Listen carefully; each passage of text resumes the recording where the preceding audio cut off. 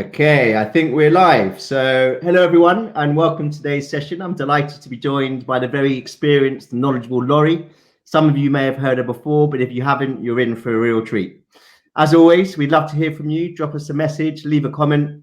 This will be recorded, so you'll be able to, in your free evenings, watch this at your leisure. But yeah, a recording will be available after this session. So every organization understands the importance of goal setting, but setting goals is not enough. It's imperative to align employee goals to team goals and team goals to organizational goals. If your organization isn't aligning goals, you're at a disadvantage. So often people are working hard at the wrong thing. Working on the right thing is probably more important than working hard. Open to debate. Typically, people overlook a few key ideas that bring all of this together. And today's session is of course, around aligning people, purpose, and performance for organizational impact. Now, for those of you that have seen Laurie and I speak before, it's definitely going to go off script. We both love to talk. So I hope that you find it informative and useful. Probably, Laurie, welcome, Laurie, by the way. Thanks for joining. Thank you. Thanks, John. I thought you'd... No, you're still here. You're still here. So probably a good place to start would be with the concept of tapping into the natural learning habits of your people, right?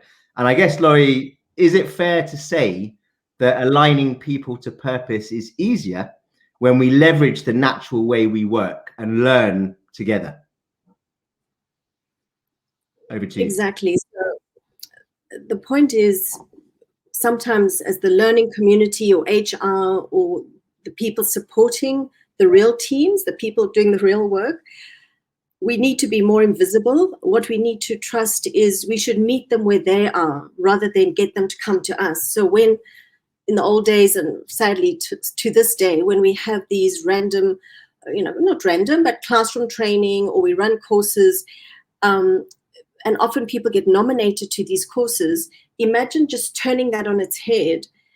And where I've seen it work amazingly is, and we can learn this from the agile world and the human-centered design world, where, and the tech world, where teams are working, and as they're working, they're learning. So they're learning with or without us.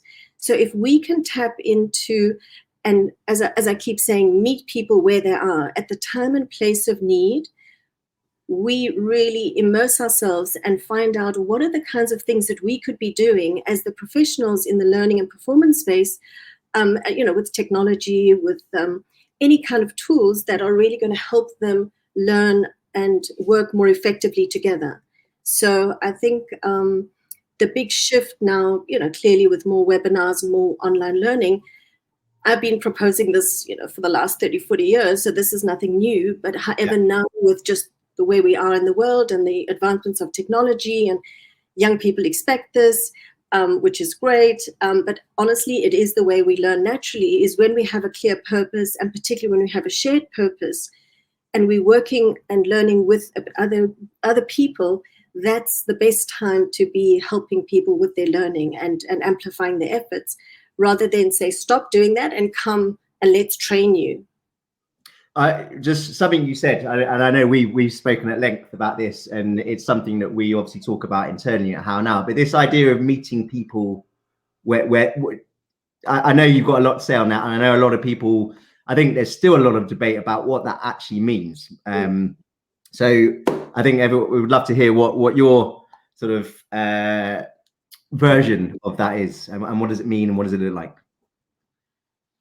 So whether I'm working with an airline or someone that's running a particular airport, or whether it's for management accountants, or whether I'm working with tech specialists that are developing or supporting technology, or I could be working with a restaurant group, it doesn't matter. I don't need to really know. In other words, what I need to do is work with the leadership and the teams and clearly understand their business as usual, how they're learning and working together. So when you ask them about training, they will tell you what courses they need communication, they start throwing out skills. But when you talk about, let's put that to one side, let's not talk about training.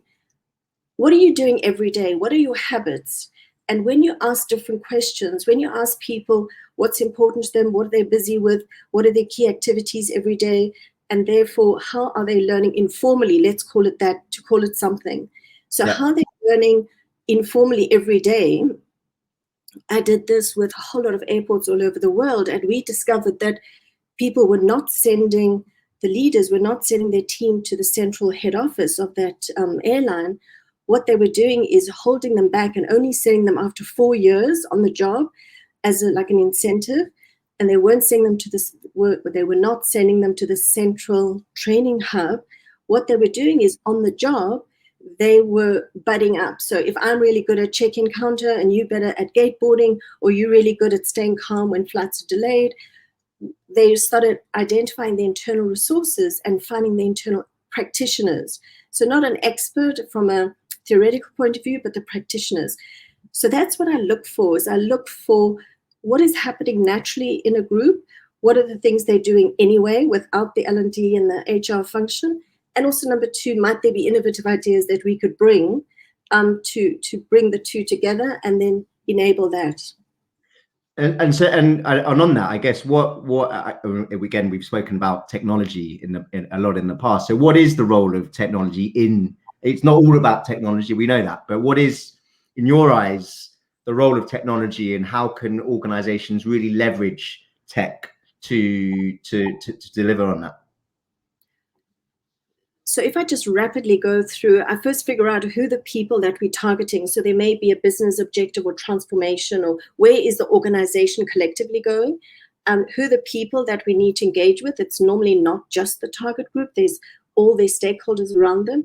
So once we're clear who the people are and what's the purpose, whether it's improving sales or creating agile teams or changing the way they work or accelerating the way they deliver their processes, whatever it is, they know better than us. And with the leadership and the teams, we understand the people and purpose. And then we figure out what is the process that would make sense. And a very simple process where the platform would come in would be, a process could include where I take all the content that I need as job aids and I digitize those, and I have that learn piece all available online. So that's where a platform can play a really important part, so that there's no one teaching people, but actually the learn piece is available 24/7. So I can come online at any point, I learn something. Not only that, but I can also share my expertise. So that platform not only becomes a hub for me as the business leader, HR, talent, I know that that's where all our content is, but also I can then support my internal practitioners and experts to share their content and help them digitize it. So that becomes the learn online. I can then go offline and actually just do the work with my team.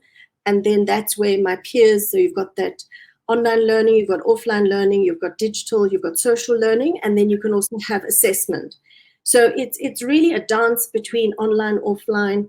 You learn it, and the three ways we learn is through education. So I do my online education, experience, I apply it, and exposure is I have my peers and my manager and the experts supporting.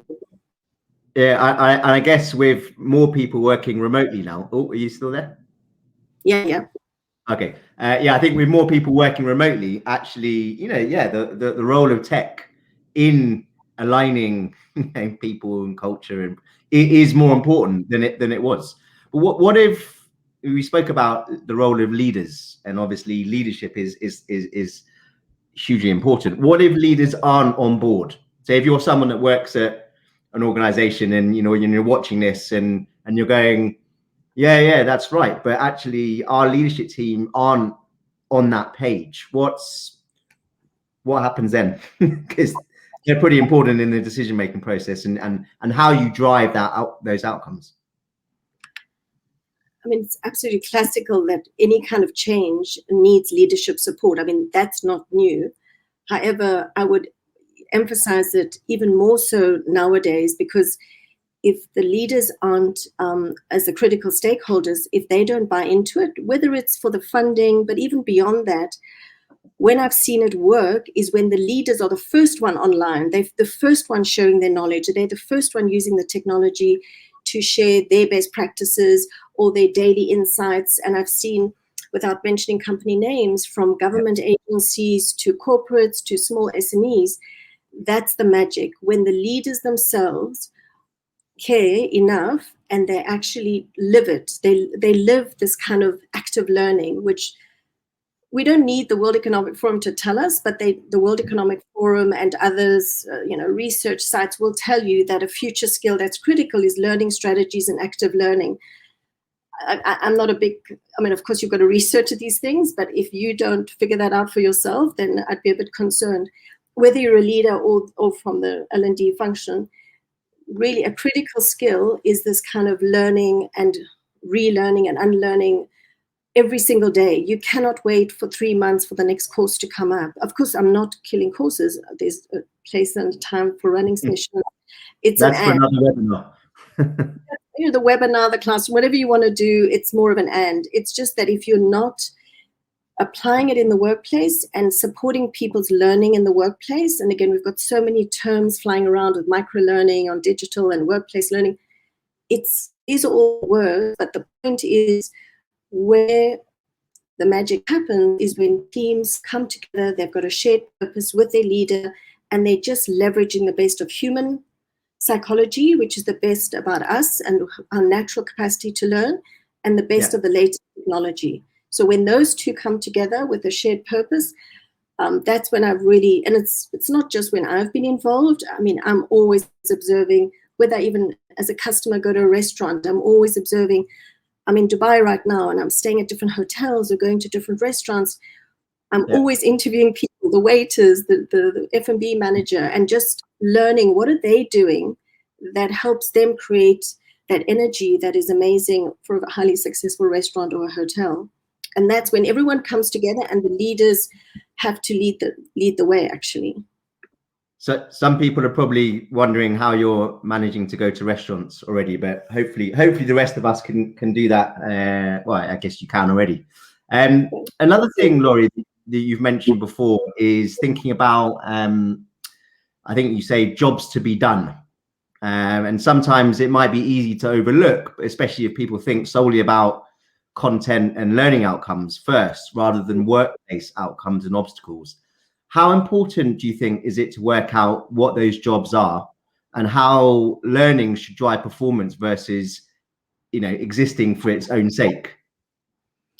Yeah, so I'm not a fan where content leads or skills lead. I know some people will say skills is the currency, but actually skills to do what? Because I could be very skillful at something, but I'm not able to use that skill to get a job done. So I've stolen that word more from the agile, from the tech world. And what they do is when you're looking at, for example, at in a bank and you're trying to identify what to digitize, you would look at what is that customer's job to be done.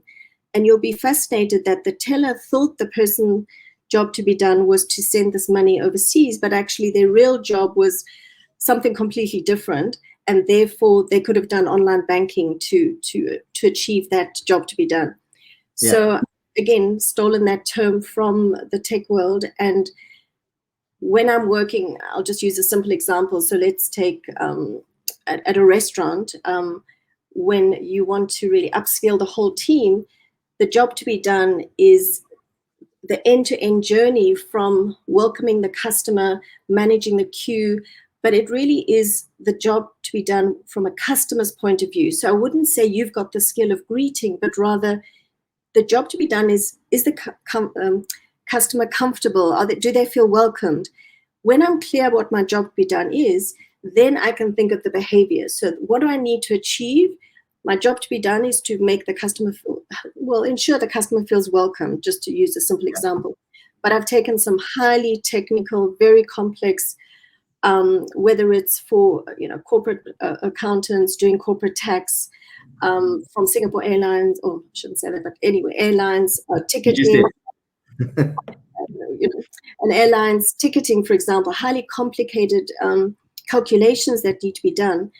No matter how simple or complex the job is, it could be the waitress meeting someone at the door, to highly complex jobs of people with sort of higher order thinking kind of jobs.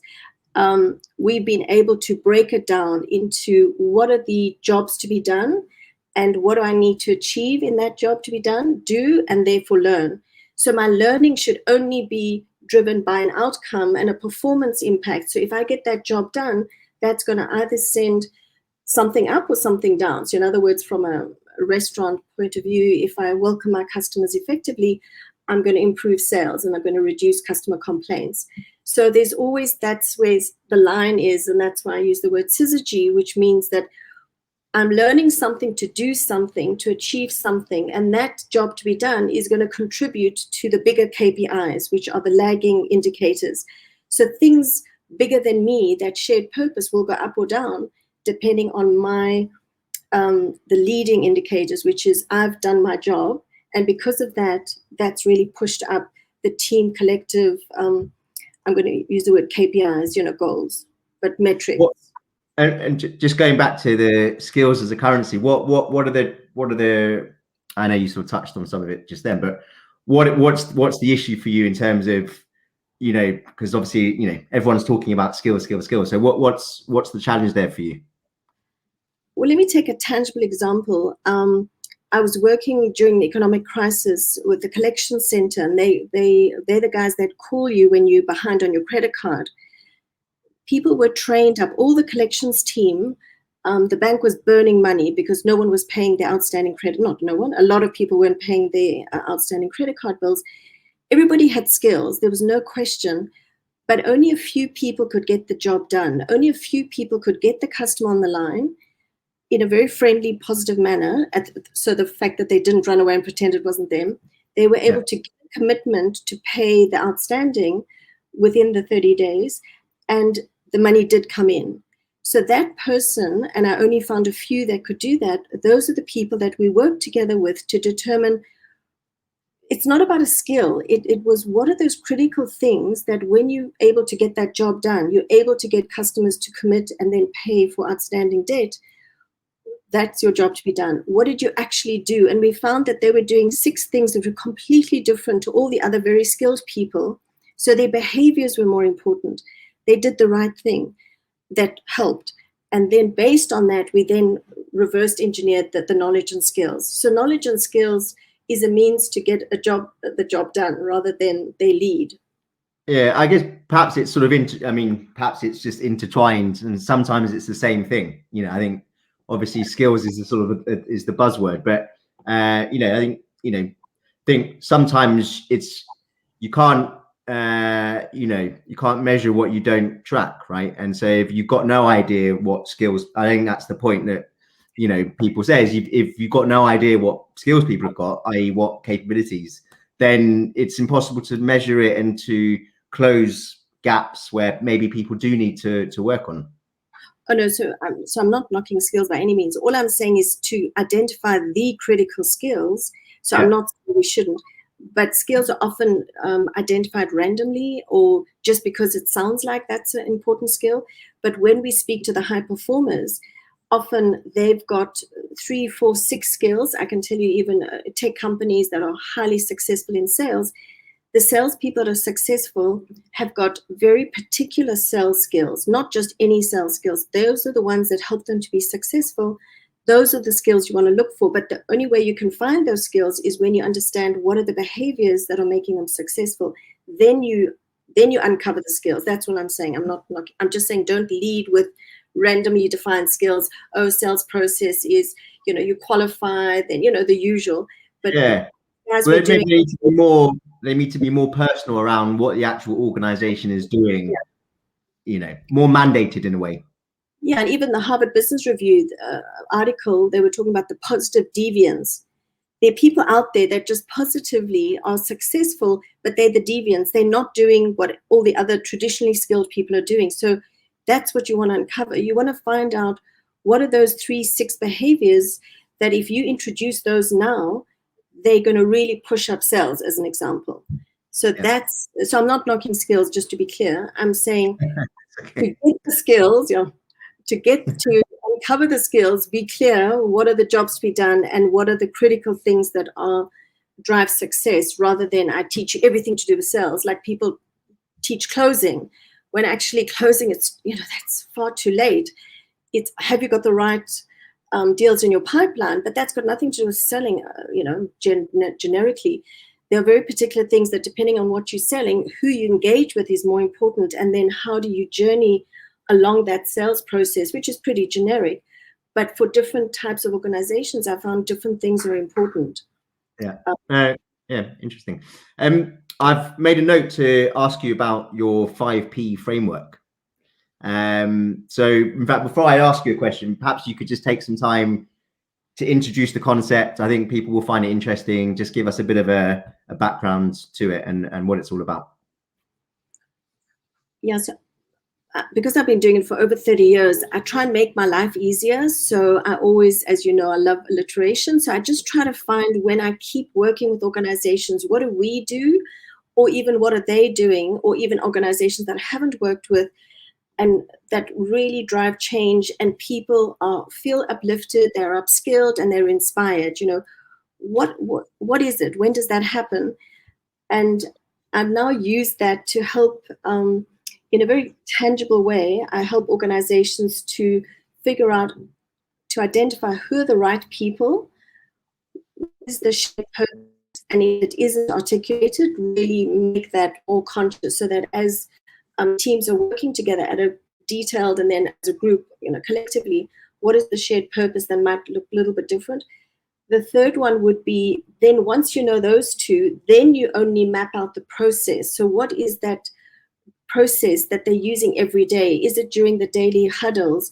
Is it because they, the minute something happens on the go, they'll be coaching on the job, just in the moment, so that's your process. Then the next element would be, what are the platforms? Is it online? Is it offline? Do you need an LXP? What is it that you need? What platforms do you need? Or do you just use Microsoft Teams, for example? So what are the platforms online and offline? And then finally, just what are your guiding principles? Like some organizations, like Nando's, it's a very fun, dynamic environment. Nobody's sitting down, they all, it's a restaurant group that's in several countries around the world, and it's a very fun brand. So we need to be sure that it was everything that we created, the ethos and the design of the learning experiences had to be fun. They had to be a bit funky. They had to be a bit cheeky. So these are all things that, and it had to be really engage people. It wasn't like you couldn't just lecture to people anyway, which is bad for anyone.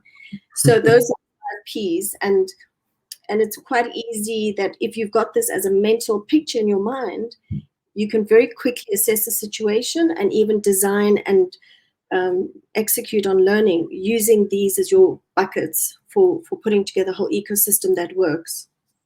So yeah, I guess the importance of sharing knowledge in pulling people towards common goals, but also driving success, that is obviously key. But I also know that when I speak to people, what is knowledge sharing? Because we can talk, that's sharing knowledge, but of course a lot of people now spend a lot of time on tools like Teams and Slack, and therefore knowledge just sort of like a leaky bucket, right? It just sort of floats away. So what can organizations do to drive a better culture of sharing knowledge? And it sounds like a sort of obvious question, but it's not for many. Well, there's been a huge wave, I think, where organizations, I'm going to use the word tacit knowledge. So when organizations slow down and acknowledge that the people that have got this tacit knowledge, now it could literally be the cleaning lady has just, out of her own initiative, started organizing all the recycled paper in a particular way. So she might have a very strong view about how recycled paper should be handled and where it should be put, and how she noticed it being wasted, all the way to, quite junior people in the organization might have really innovative ideas on the digital marketing that the company could be doing. So when organizations create safe spaces and they provide a technology that's easy to access and easy to use, and it gets encouraged. I've got several case studies of the last few years with partners that we've worked with, client partners, and it's been amazing to see once you get that slipstream going, it just becomes an ethos. It just becomes okay, if I've got a piece of knowledge that normally I might have just WhatsApped somebody or I might have just shared as an email, now I take a moment, either shoot a video or I just take my document and just jazz it up a little bit, or whatever it is, add a bit of animation, just, digitize it without spending too much money. And there's so much software out there, but frankly, PowerPoint is really powerful nowadays. And I just upload it. And then when you start getting that kind of reaction, the likes, the comments, and even when the CEO will make a comment about a junior person's post, because it's been relevant, it's around their sustainability pillar, for example, and it's some cool stuff that they're doing out, in some, whether it's Cambodia or Vietnam or wherever, and again, I don't think... I was going to say, the way you're describing that, it almost sounds like, it's a bit like a sort of social media-esque, where people can share, like, whether it's LinkedIn or whether it's Facebook, you create some content or some knowledge, you share it, people like, people comment. But most organizations don't, short, not forgetting WhatsApp and Facebook, what is the workplace solution for, I don't necessarily mean, which companies, but I mean, how do you push, or how can organizations push their people to start, doing that more? I guess that is a bit of technology. It is a bit of, cultural rebranding. Well, I think there's first got to be an appetite at a leadership level to democratize and not to be only sharing information top down. Yeah. So number one. And number two, clearly this is not a free for all. It's just like an open, Wikipedia. It's not. We start off with certain structural content architecture for the organization, and then people are contributing on, in relevant streams. But then people can also start their own community of practice. So there is a method to the madness. It's not just like a free for all and now suddenly everyone's online. And also, I think learning from the tech world, it's you find your early adopters. So you don't try and eat the whole elephant. You start with a particular area where people are sharing knowledge anyway. So if, again, come back to our first point, which is if people are sharing, but they're using Slack, they're using WhatsApp, they're using so many different mediums and spaces, and all you're offering is let's all come to this front door, just try. I love in Asia, you say, try la, just give it a try, and then if it doesn't work, it doesn't work, like we're not going to invest millions. So we start off with prototyping, do it with a small community of practice that is sharing anyway in dispersed. And what you're doing is you're aggregating, you accelerating because you're making it easier for them and giving them a couple of tools and some guidelines on how to do it. We did like DIY guides for the community. And it's then like MVP, you're almost developing like that MVP, right? Oh no, that's what you're doing. Yeah. You your own MVP and don't try and deal with the naysayers. I mean, you might want to get them on board to help challenge you. So there's a way to deal with naysayers. But the key is to start small, experiment, see how that goes. And then your biggest champion becomes your CEOs of those businesses where you've saved them time, cut back on their training hours. People are sharing, best practices on how to deal with the particular issue. I just know there was a story in Singapore that the Otis elevator guys, quite an elderly group of guys, were using their grandchildren's Facebook to alert each other which of the lift shafts had problems in Singapore and how you need to deal with them. So, and I once was talking in a Singapore a Skills Future forum, and some young people were saying, oh, this digital technology is never going to work, where Singapore's really promoting it several years ago. This is old for them now. The old man right at the back stood up and he said, hey, you kids, he says, I've been using WhatsApp and I get a WhatsApp group. And every time we learn something, and we're all in our 80s, and we learn different diet routines, or we organizing a session on Tai Chi or whatever. And he says, that's the beginning. And the reason why I'm in Laurie's session is because I want to learn how to take my community of practice. Now I've learned this word. I want to digitize it, and I want to use, one level up kind of platform beyond WhatsApp. And this was an 8-year-old guy who had a learning community and a learning team between him and his peers, and he Yeah. wants to utilize it more effectively. And I guess this goes right back to the role of leadership, right? If I'm, an employee and I see, my manager or my CEO sharing a video, welcoming me to the team or the organization, or, explaining, something that maybe I wouldn't normally get access to around the company, then actually that's going to really, it ought to inspire me to know that actually if the CEO is getting involved, then I want to get involved. And it's identifying who those key sort of early stakeholders are, right? And again, the shared purpose is the glue. If there's a shared purpose, if someone's just randomly sharing stuff that you sort of roll your eyes and think, well, what do I care? But if there's the CEO truly, and many are trying to do that, and they say they're doing that, they want to galvanize their people and bring them together, and it's, the old days we call mission, vision, whatever we used to call it.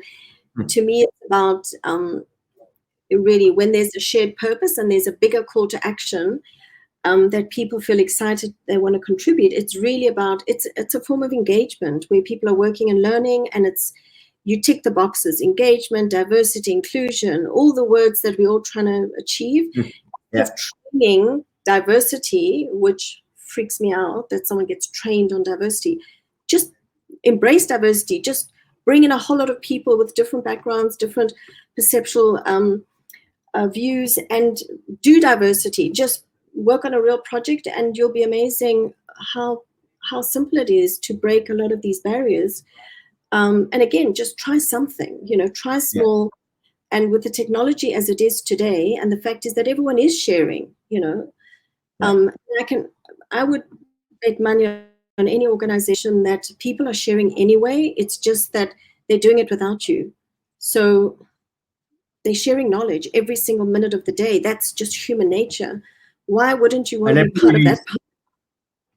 Yeah, and I guess that there needs to be a good structure in place so that you can actually recapture knowledge that other people can then benefit, when they need it, right? And I think that's the key there, isn't it? Like the filing cabinet in the old days that no one used to use because you didn't know the architecture. But if everyone's been engaged and there's a shared purpose, the architecture becomes evident. So you understand that these are either the pillars that we're striving towards, or this is where we want to do breakthroughs, or whatever. So you do need a method to the madness. It's not just open, because setting up a platform and inviting everyone, that's not what I'm talking about. It's about the team, the energy, the spaces, the creating safe spaces, and really a genuine, and people can tell if you're authentic, a genuine call to action to move forward, and then everyone can figure out what is their contribution to that bigger call to action. Then that's where you then start scaffolding, providing technology and DIY guides on how to use it, and a little bit of instructional design. It's I was going to say actually that I had sort of thought this the other day that actually an organization's, I don't know how you say it, an organization's implementation structure, so all the support mechanisms, the systems, the policies, the structures, they're really important, right? To sort of lay the foundations for a good culture, and then it is about having a good culture to leverage that. I just one last thing before it's already all past our 30 minutes, as I thought it would go quickly. And I think you touched on this before, but I think a lot of this does point to the fact that learning is a really critical skill, right, for people to develop. How much would you agree with that? And I think I know the answer. And how do you think people can build it? So I just want to challenge that, in that it's a bit like breathing and going to yoga. I mean, no one can tell you that you don't breathe.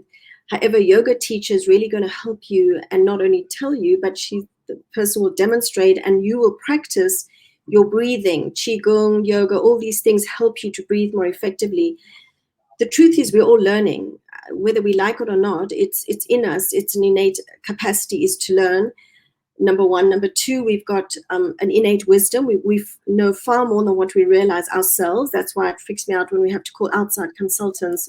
And I'm an outside consultant, but in terms my expertise area, let's say I'm a specialist in blah, and then we get a course by some expert. Meanwhile, that's the biggest gripe I hear from the internal experts is no one wants to hear their knowledge and respect that. But sorry, let me get back to the point. So we are learning naturally, and also we learn more effectively when we do have a shared purpose. So those are my 3 assumptions. We learn naturally, we've got more wisdom than we realize, and our leaders realize.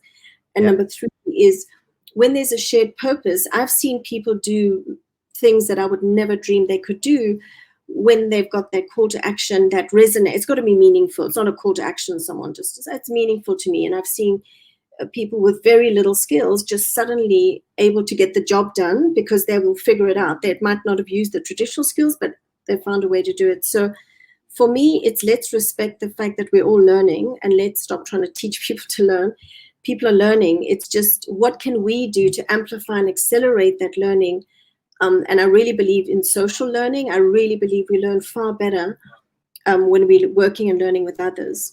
So I think it's more. So my slogan from many, many years ago, I used to work with gifted kids, and it was, don't teach me, let me learn. And that doesn't just apply to gifted kids. It's just, don't teach me. Our job as the enablers, HR, talent, tech people, learning tech, is really support me in my learning journey with my peers to achieve that shared purpose, which I know more than the rest of us do. And that's where I get the most phenomenal feedback from blue collar workers, from PhDs, the whole spectrum. When I've just given them some tools, which happen to be my expertise, but I've never disrespected their knowledge and their deep wisdom of what they know about their job, whether I'm the kitchen crew that knows how to grill chicken, whether I'm a PhD in a tech world that's advising on the tech strategy of a digital bank. People really value that you respect them for their insight. And then when you give them, that's when people say it doesn't work. When you've given them the tools and the technology to support them, I've only had very positive feedback. Good answer. And last question before we wrap up. What one thing, this is just a random one for me, what one thing would you like to see happen in the industry in 2020? We are in 2021. Yeah, 2021. Anything. In 30 seconds. You got 30 seconds. Leaders. I want leaders to be more engaged and to participate in leading the way, and recognizing that learning and people's state of being is their business, and they should invest in that far more. And yeah, good. And lead the way as well. Leaders. All about you guys. Yeah. Great. Lloyd, thanks so much for giving us your time again. It's always insightful, and it's always great to chat to you. As I said, guys, thanks for logging in, and the recorded session will be available after this. Any questions, you can hit us up on LinkedIn or social, and have a great day. Thanks, Laurie. Take care now. Yes, thanks. Thanks to you, John. Thanks. Bye.